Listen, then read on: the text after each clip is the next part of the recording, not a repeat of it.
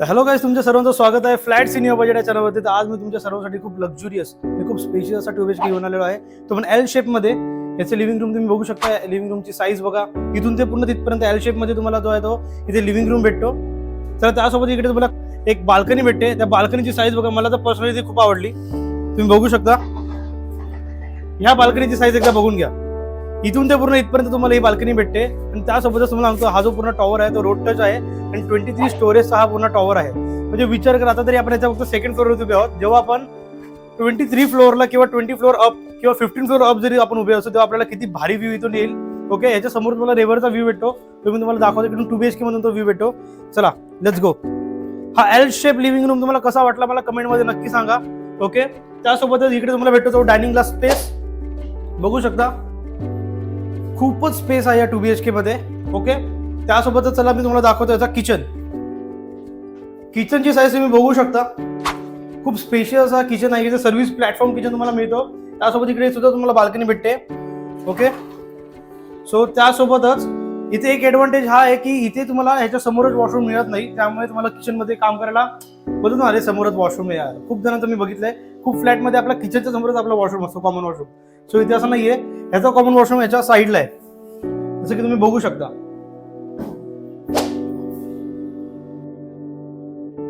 चला येऊया आता आपण याच्या कॉमन बेडरूम वरती.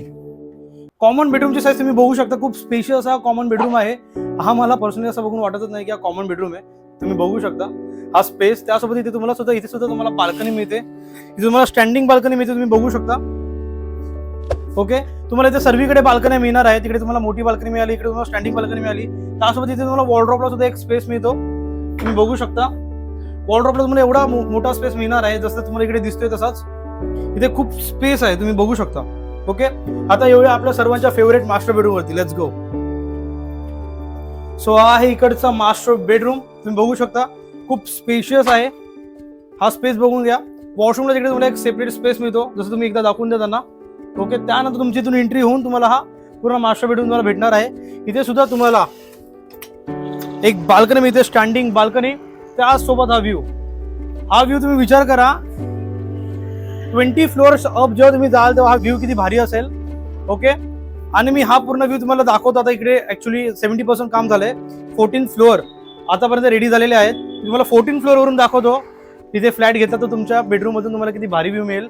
ओके, सो लास्ट पर्यंत व्हिडिओ नक्की बघा. तुम्ही बघू शकता एवढा क्लासिक व्ह्यू लोकांना खूप रेअरली मिळतो. हा रोड टच प्रोजेक्ट आहे, त्यामुळे तुम्ही विचार करा याची प्राइस इन फ्युचर किती हाय होईल. ओके, त्यासोबत तुम्हाला इथे सुद्धा वॉर्डरोबला एक स्पेस मिळतो. बघू शकता तुम्ही, खूप मोठा स्पेस आहे हा. ओके, त्यासोबत एकदा याचा वॉशरूम सुद्धा बघून घ्या.